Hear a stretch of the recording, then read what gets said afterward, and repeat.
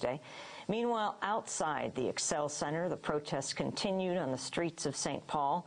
In the largest demonstration of the day, thousands of people took part in an anti-poverty rally and march organized by the Poor People's Economic Human Rights Campaign that ended near the Republican Convention arena. Hundreds of police officers, many in riot gear and on horseback and bicycles, were on the streets as well. Police fired tear gas, rubber bullets, and flash bombs into the crowd. At least 10 people were arrested during the day.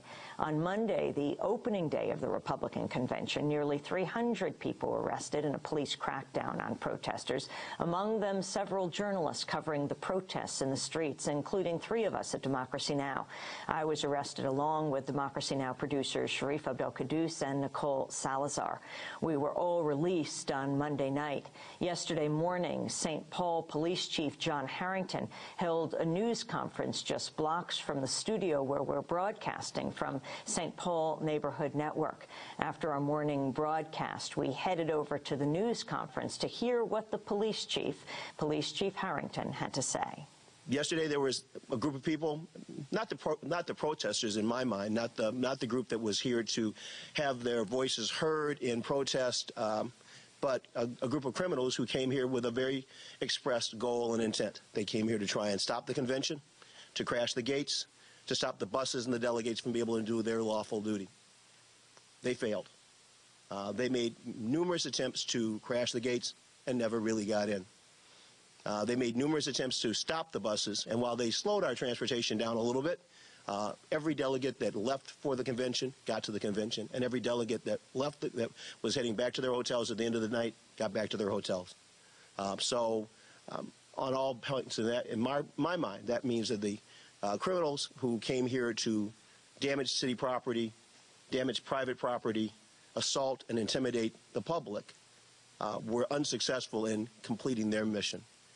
They tried very diligently to disturb the 10,000 estimated people that were there for a lawful protest at the state capitol, who, despite that, and I really do give them great credit, despite the fact that the protesters were setting fires, slashing tires, throwing rocks and feces at people during their protests, the peaceful protesters maintained order, maintained their intent to get down to the public viewing area to protest, had their protest, and moved on from there. And so I give them also great credit for their perseverance in the face of what I'm sure must have seemed as a very scary sight as people ran in and out of their groups and tried to disrupt their peaceful protests and their ability to exercise their First Amendment rights. I believe that overall, while it was there were moments of chaos yesterday, what you saw yesterday was control. We expected to have problems. We were prepared for those problems, and we responded to those problems in I think, a very reasonable approach and a very reasonable manner. Overnight, we had a very few arrests. I believe 9 arrests happened overnight. The total, as of right now, we believe is 283 arrests from the incidents yesterday, of that 283, 120 of them are for felony, either felony, riot, aggravated criminal damage to property, or assault. There is 51 gross misdemeanor arrests, which are primarily lesser forms of aggravated criminal damage to property. And then there were 103 misdemeanor arrests, typically for participating in unlawful assembly or disorderly conduct.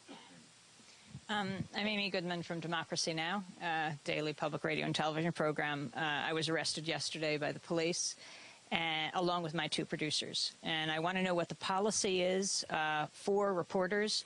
We were fully credentialed, all of us, both from the convention and our own press credentials. First, it was our 2 producers. It was over at 7th and Jackson. One of them, Nicole Salazar, had a camera. She was videotaping. The police moved in very quickly.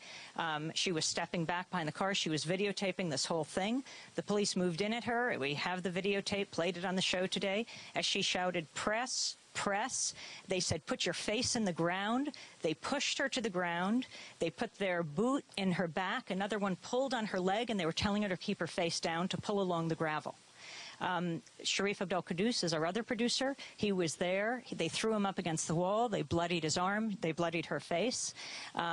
And I was called. I was on the convention floor interviewing the delegation from Minnesota and Alaska. I got a call. The producers are being arrested. I raced down here by foot. I went up to the riot police line. I said, I'd like to talk to a commanding officer. This is all videotaped. And they took me, handcuffed me immediately, said, you're under arrest. They pushed me to the ground. I said, you can clearly see I have all the proper credentials. I have my security clearance for the floor, for example, of the convention. So Secret Service came over and they pulled it off. Now you don't, they said. So my question is, they face PC riot, probable cause riot. I've already been charged with a misdemeanor.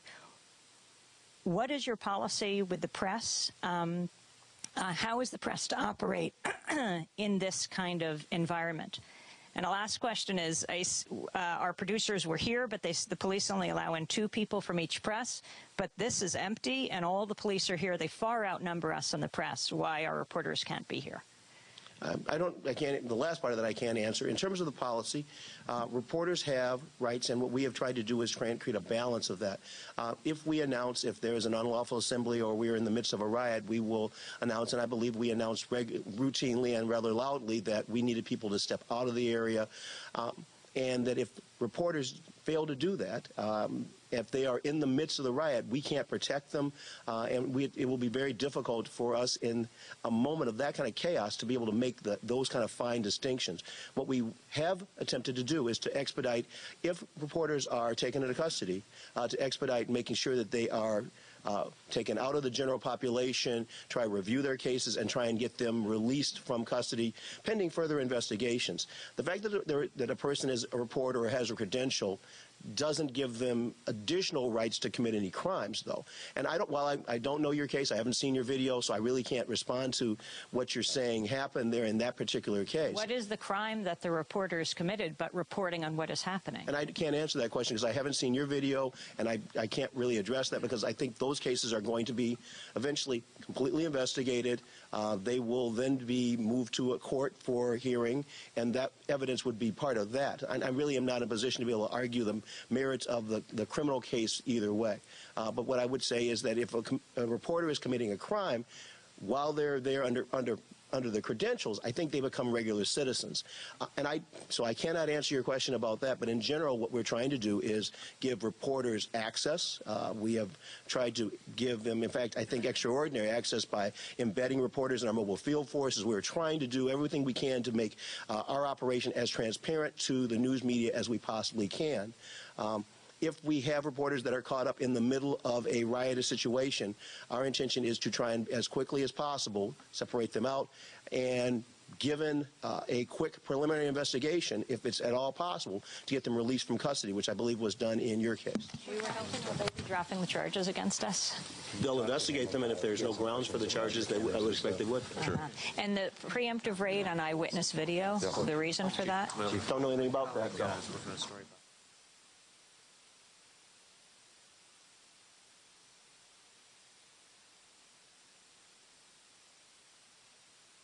Against my producers, Sharif Abdel-Qaddous and Nicole Salazar, and me.